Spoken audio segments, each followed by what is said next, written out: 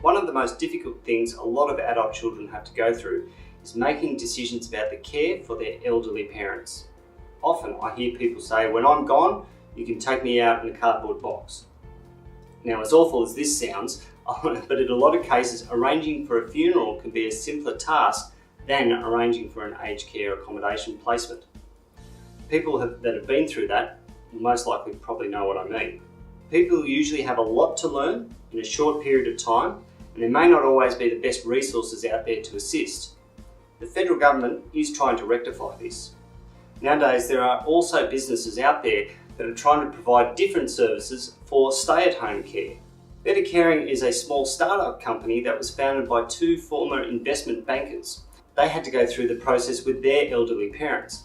It's designed to help people find stay-at-home care and service providers for that. Also, it may be an option for other people that want to continue to engage in the community to assist. This isn't an endorsement, as it's a startup company, so there's no guarantees that they're going to continue with their current capacity. But it does go to show that there's many people out there that are finding difficulty with this topic. The rules change in regards to aged care, and with an ageing population, they're going to continue to change. However, my simple explanation for all of this would be that there's usually going to be three types of payments involved. The first would be a lump sum payment. This is going to vary depending on the aged care facility.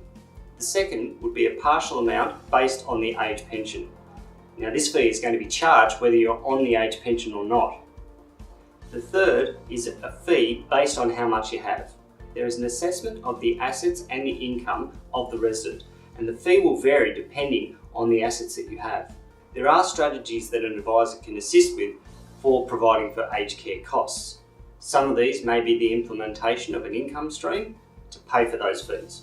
Another strategy may be to look at borrowing money for the initial cost to enter into the aged care facility. This may sound strange and not something that most people would want to do, but if you consider if there is a large sum that needs to be paid to enter into aged care, this amount usually is going to come from a property sale. If you are making the decision on someone's behalf and we're in the midst of a property downturn, is it a better option to borrow for a time and sell later?